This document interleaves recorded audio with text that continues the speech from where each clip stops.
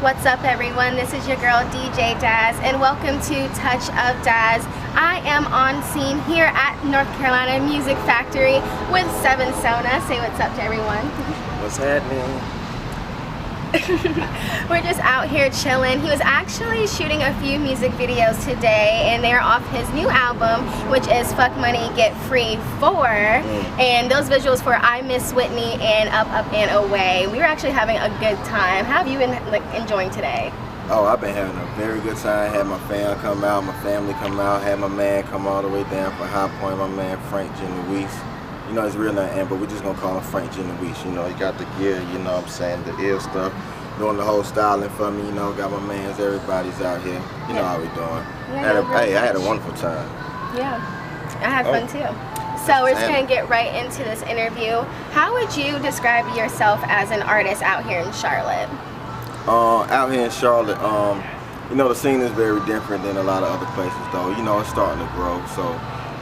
You know, out here in Charlotte, it's just like, you know, my main thing is like creating my own lane, you know, doing my own stuff, doing my music, you know, being me mostly, you know, and keeping it original, keeping it organic, you know, bringing in some different elements to hip hop, you know, instead of just having like that one channel, you know, that one dimensional type stuff, you know, leading the whole new school for the underground, you know how I do. I'm a young OG. I feel it. So, speaking on Fuck Money Get Free, this is the 4th one. How has it been making the series up until this point? You know, it was a very slow process, but you know, mostly what we was trying to do with the Fuck Money Get Free series, you know, me and my brother Goldie, you know, if y'all don't know, he may come out in a minute. We started the whole North Star movement, and that housed the Fuck Money Get Free campaign, and that campaign basically was like just for us to get better, you know, our artists and development and everything like that. So we kind of went in it. How I really do it is I take a whole year. I take like some instrumentals for a whole year, and I get real acquainted with those instrumentals. Probably the whole year, form a relationship with them, and in that whole year, I kind of write the songs how I want to do them, and opposed to like doing like all these different takes, I try to like go in there and just really do a lot of takes, you know, but go straight forward in it, you know, no kind of like stopping for the hook. We just kind of was doing songs like straight through all the way, you know what I'm saying? More so like some literature type stuff, you know, we just trying to make sure that it was dope, you know, and we just kept going with them. You know, it took a year for each one. I think Fuck Money Get Free 4 was the longest. It took about a year and a half, you know, but I mean, the time that we took, you know, that extra half a year actually made Fuck Money Get Free 4 what it is today, which is probably my best project, you know what I'm saying, today. But I love my old ones, you know, FMGF1, you know. We started in 2009. That's when the first one came out. You know, 2010 actually. Started 2009 writing the song. So, you know, we're gonna keep going with it. You know, that's the campaign, and I'm trying to do as many as I can. You know, till I die. Okay. Does each one have a message, or do they all lead up to one big central message? That's a good question. It's actually it's like a little bit of both of what you said. You know, each one of them had their own theme, but it's like a main message behind all of them, which is Fuck Money Get Free. You know what I'm saying? Basically, like all those projects that I did, like, you know, some of them I did get some donations from, but those people, you know, get special, you know, things in the end. But most of the time, like, these albums have been going for free. I don't know how many Fuck Money Get Frees are out there right now. It's probably thousands on the real from Volume 1 on up to Volume 4. I know Volume 4 alone's probably got 1,000 out there, and a lot of, you know, the listens and the plays show itself. And so it's like the fans follow it because it's free, it's good music, and then like you can see the growth, you know what I'm saying, the whole team. You know, my team is on my joint, you know, Goldie is on FMGF1, he's on FMGF4, you know, and it shows their growth, and you know, they're gonna piggyback and they're gonna come in and do some good things too, you know. So it's really just writing dope ass songs. That's like my whole passion. Like if I can't do nothing else, I just wanna write dope ass songs, you know. I feel it. Okay, so there are a few songs on the album that I like in particular, and one of them is Job Body. And actually, I have some lyrics here that I want to just point out and have you elaborate a little bit on them. Okay. And they all in the cockpit, down on their knees, begging for a rocket, looking like a lame. They do anything for fame, but we reign supreme, no slouching. So can you just elaborate on that for everyone? Yeah, basically like Job Body was like, you know, that was my whole like you know, me getting on the front line, warrior approach, you know, trying to push the culture forward. Like, you know, music and art and what we do is meant for a whole bigger purpose than just like, you know, the money, the cars, the clothes, the hoes. You know, we got people out here dying, people out here sick, you know, all kind of shit. So it's like, you know, yo, y'all bullshit, you know. So that whole thing, like, you know, they in the cockpit down on their knees, you know, they jumping, you know. Record deal come up, they take it. You know, no telling what they doing inside the offices. You know, I don't know. I don't know what go down when they do them deals, but I know that a lot of bullshit music is making a lot of money. You know what I'm saying? So to me, you know, that just tells me something. So, you know, I'm pretty sure that they in there, you know, begging for a rocket. You know, they want to be able to take off too. You know, that could be elaborated, you know, in many ways. You know, however you take it. You know, so you know what it is. But we reign supreme, no slouching. You know, we doing our yoga and things, drinking our green drinks. You know, we on warrior mode right now. That's what we about. You know, fuck money, get free.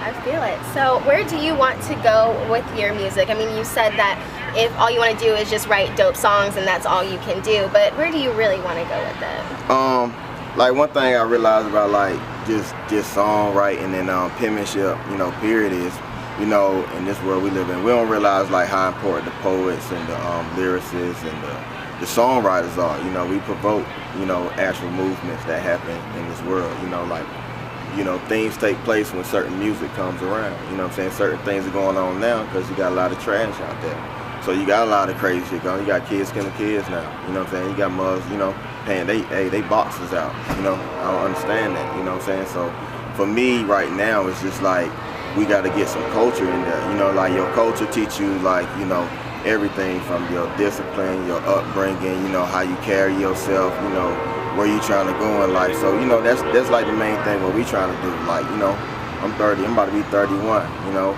Most of us, you know, we having kids right now, stuff like that. You know, the next generation need more than just, you know, what we actually putting out here and giving them. And a lot of people, you know, they suckers for it and they fall into it, but I just can't do that, you know what I'm saying?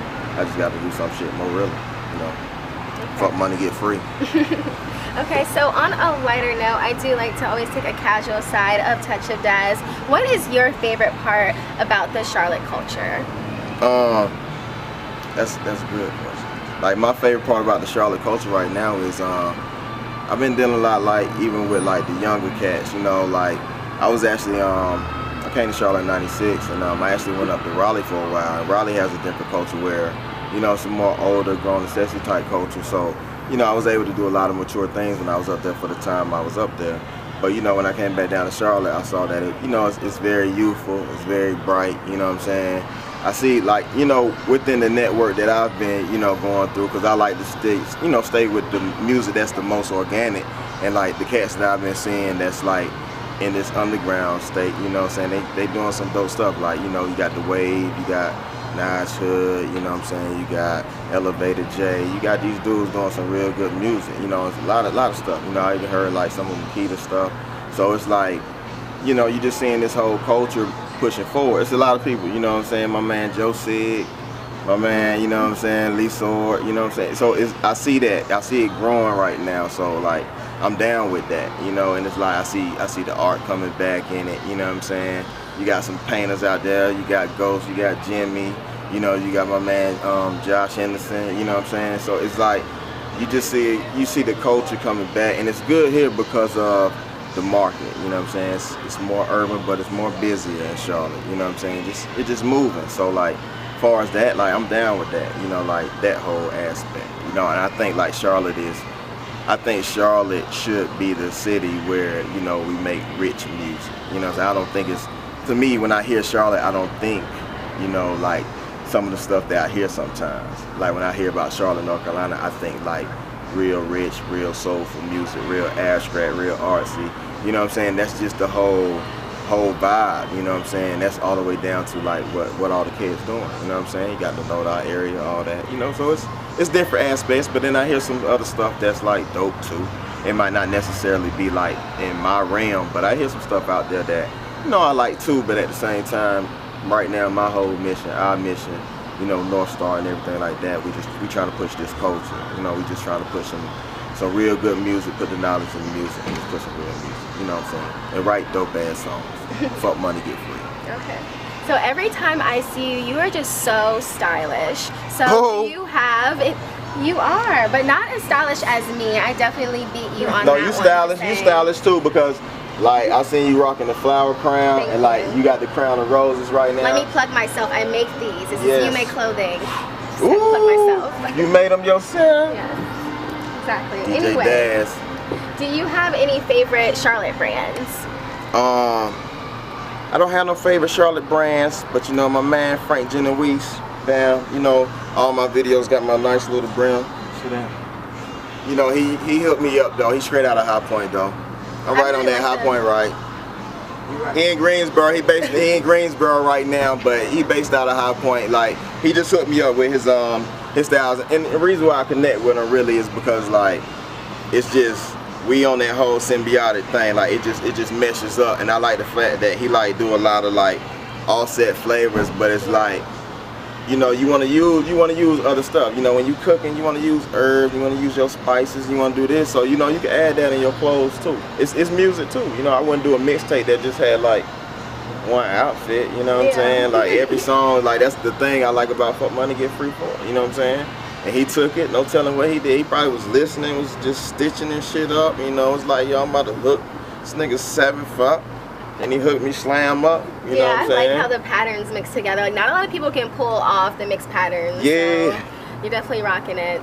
I appreciate that. So your your last performance was at Nige Hood's album release party. Yeah. So where are you gonna be next here in Charlotte? Ooh, next here in Charlotte, I'm throwing a day party on July the 5th. I think that's the next thing I'm doing, Charlotte. I ain't even gonna do nothing else until then. Just July the 5th, Dup and SWAT, 3 to 6, day party. I don't even know the name yet, but we gonna perform out there. I'm bringing my North Star folk. I'm bringing Goldie. I'm bringing Story Brooks. I want to bring the Wave. Okay. Hook that up. Okay.